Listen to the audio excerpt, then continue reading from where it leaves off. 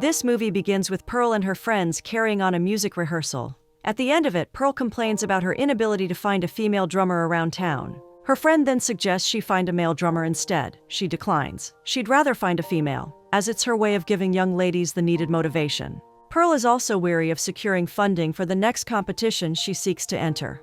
Her dad has offered to give her half of the money she needs. It's encouraging, but she needs to get the other half. She reckons that getting a drummer would help her secure more gigs, which in return would give her more money. All talk and no action won't get them anywhere, so they decide to go on with the rehearsal. Susan Song, who's a dentist, is at the office. Her secretary, Sugar, is fond of suggesting patients for her, using codes on specific patients' files. This time, she alerts Susan that a hot single dad has an appointment with her.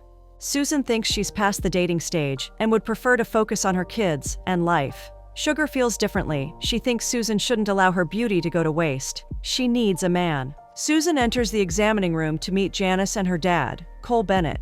They exchange pleasantries before Susan begins getting Janice's teeth checked. Janice has hearing needs, so Susan takes her time to communicate, using sign language. Cole is impressed. He immediately takes a little likeness to Susan, who has her way with kids. Why won't she? She has many teenagers and kids alike at home. She almost shares this information, but ultimately decides to keep it to herself. Susan steps out to go get something and walks back in on Cole and Janice talking about her. Janice insinuates that Susan is a nice lady, and Cole agrees. With Susan standing at his back unknowingly to him, Cole pours encomium on Susan. Finding out that Susan has heard all he said, he's now shy, but Susan doesn't make him feel bad. Susan and Sugar bid them farewell. Sugar states how hot Cole is in the same breath that he walks back in. He asks Susan out on a coffee date, and Susan agrees. He then excitedly leaves. Sugar is happy for Susan. Susan is happy for herself too, but she wonders what manner of man would take on her and her kids. Later that day, Cole takes Susan out for a date. There, Cole reveals he used to be an MMA fighter, but has given that up. He now runs a gym. He also reveals that he hasn't been on a date for a long while. He almost has no idea how dates are supposed to pan out. Well, Susan is in the same boat as him. She's not been on a date for a while too. Cole then promises that they will scale through together. The two end up having a great time chatting and getting to know each other. The next day at the gym, Cole talks to Christopher about Susan and the date. Christopher is excited for him, but asks if Cole revealed the number of kids he has to her. Cole thinks that a revelation of such magnitude shouldn't be done at the early stage of any relationship. Well, he's right, as that might put her off. Cole only has praises for Susan. He goes on to answer questions regarding Susan's age and everything else he's learned about her. Christopher advises that Cole reduces his niceness. He also advises Cole to change his wardrobe. He says this will improve his chances with Susan.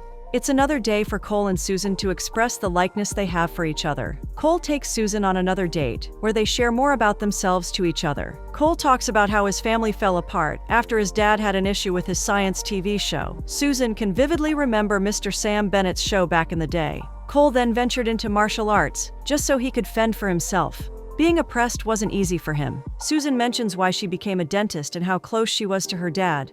She shares that she has an adopted daughter. Cole now feels free to share a little, that Janice is also adopted. They both love the idea of having many kids. Susan receives a text signaling that it's time to go pick her kid up. She leaves, but forgets her phone. Cole sees it as an opportunity to find out if Susan has gone to be with another man. He then takes the phone to Susan's home. Cole gets there and meets all of Susan's kids. They all display different characters, with Cole just standing there, looking in awe.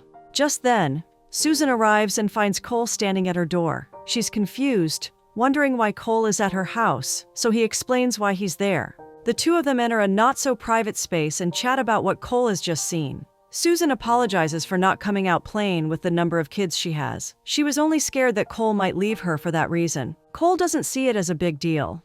Besides, he's also kept his share from Susan. At the moment, Cole feels like it's a sign for the both of them to go into something serious.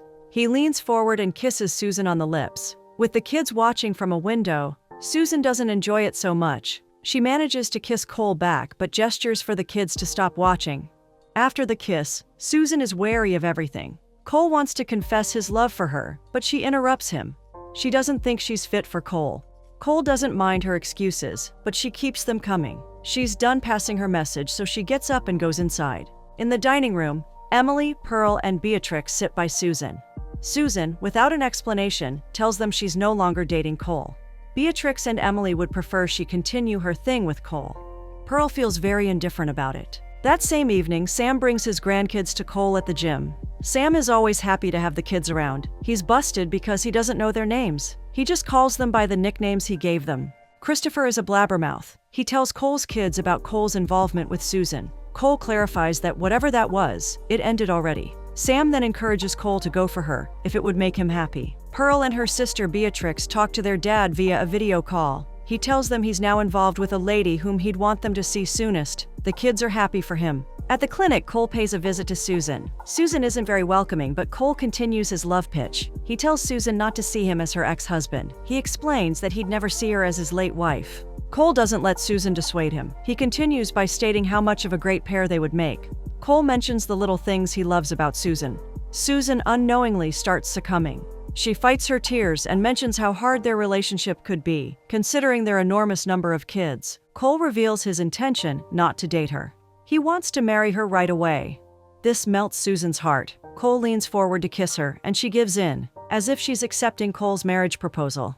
The next day, Susan visits Cole's home and meets Sam. She's happy to meet a man she admired a lot growing up. He jokingly advises Susan not to look the kids in the eyes, as they can be fierce. Dylan Bennett and his siblings enter the sitting room and exchange pleasantries with Susan. Dylan offers to get her water, but Mike and Frank offer her blackberry tea instead. Susan tries to blend in as Janice and the other siblings keep her company. Frank and Miles are back with the tea. Susan gulps it, but wonders why everyone keeps looking at her, as if they are expecting something to happen. Maybe a disaster. Cole enters and finds Susan's teeth colored. Miles and Frank added food dye to Susan's blackberry tea, for the fun of it. This sends the wrong signal to Susan.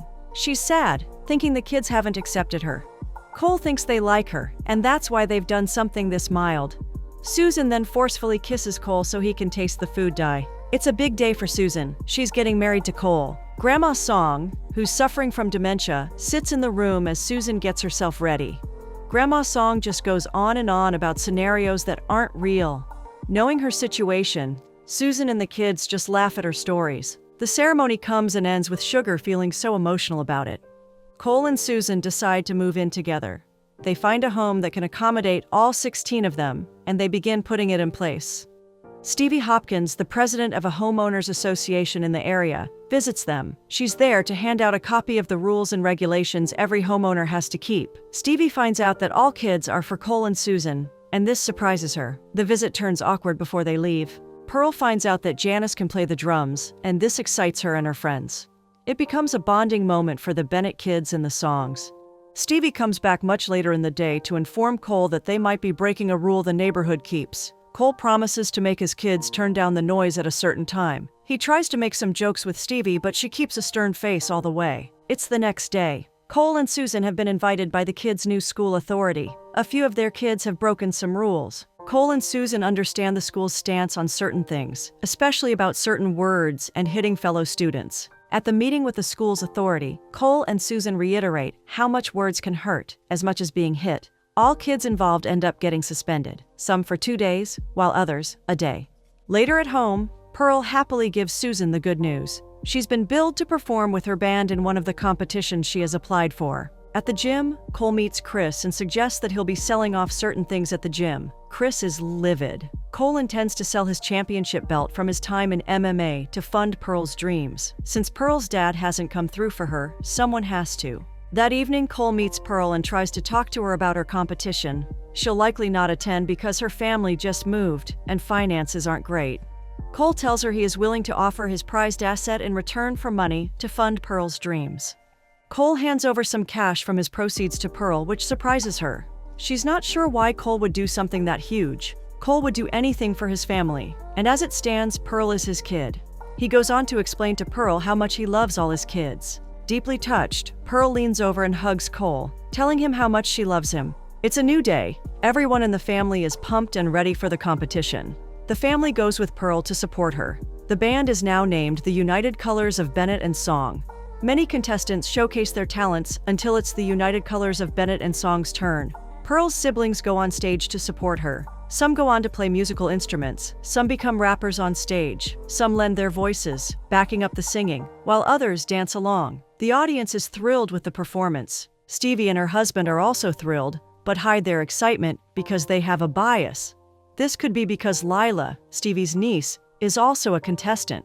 Lila comes on stage and gives her performance. Lila has also done well, so the audience gives her a standing ovation. The results are in. The United Colors of Bennett and Song are announced as the second position holders, while Lila is announced as the winner of the competition. Pearl had Frank record the show. Stevie and one of the organizers come with bad news. All recordings are being confiscated. Cole argues that other families also recorded the performances. The organizer says Pearl was the only one they noticed. This breaks Pearl, who needs the footage for an entry for another competition in a few days. With Pearl downcast at home, Sam comes in to cheer her up, explaining to her that it's important she continues sharing her talent with the world. Days later, Stevie meets Susan and hands her the clearance to retrieve the recording of Pearl's performance. Well, it's too late as Pearl can't apply for the competition anymore. The two women aren't good friends. There's a mild argument, but Pearl comes in. Pearl pretends to be cool with Stevie and offers her the infamous blackberry tea. Back in the house, Frank gives Pearl the good news. He recovered the recording and had it posted online on her behalf. Now, they've made $2,400 in revenue and are still counting more. Pearl is happy, but Frank isn't done yet. He also received an email from the Sunshine TV show. They want Pearl and her siblings to make an appearance on their show. Pearl is elated. She's lost for words. The Bennett and Song family all make their way to the Sunshine show. Pearl can't stop talking about how instrumental Frank has been. The show host mentions that Frank has been offered an internship opportunity where he can develop software to be launched worldwide. The show host goes on to mention that another sponsor would like to hire Frank for some ADs. The pay would be a $150,000 college fund. The show host still offers Pearl the chance to attend the Grammy camp, something she's always wanted. The host remarks that a baby shop has offered them a sponsorship deal, a $2,000 gift card. Every member of the family is surprised.